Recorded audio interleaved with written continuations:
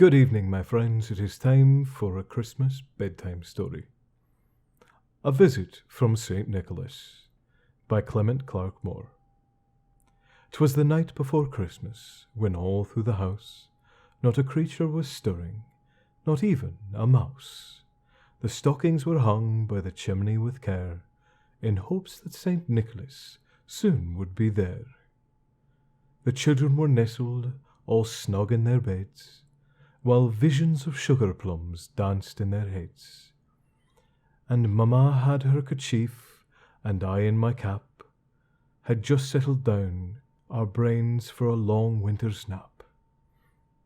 When out on the lawn there arose such a clatter, I sprang from my bed to see what was the matter. Away to the window I flew like a flash, tore open the shutters, and threw up the sash. The moon on the breast of the new-fallen snow gave a lustre of midday to the objects below.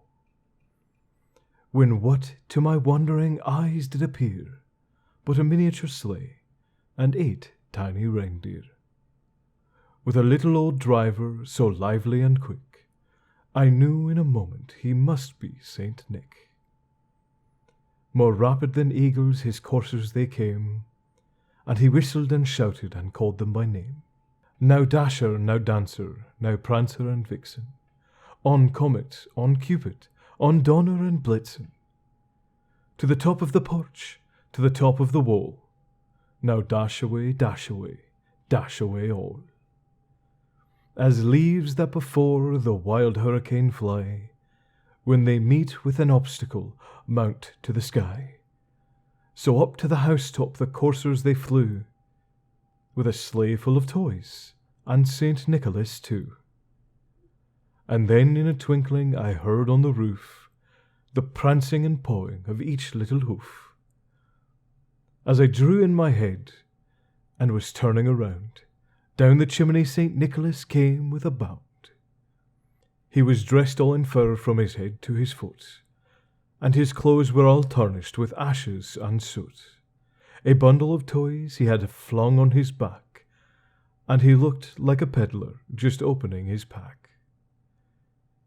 His eyes how they twinkled, his dimples how merry. His cheeks were like roses, his nose like a cherry. His droll little mouth was drawn up like a bow, and the beard on his chin was as white as the snow. The stump of the pipe held tight in his teeth, and the smoke it encircled his head like a wreath. He had a broad face and a round little belly that shook when he laughed like a bowl full of jelly. He was chubby and plump, the right jolly old elf, and I laughed when I saw him, in spite of myself. A wink of his eye and a twist of his head soon gave me to know I had nothing to dread.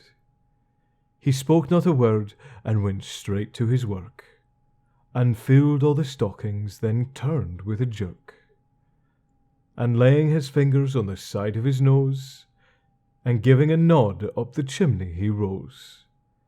He sprang to his sleigh, to his team gave a whistle, and away they all flew, like the down of a thistle.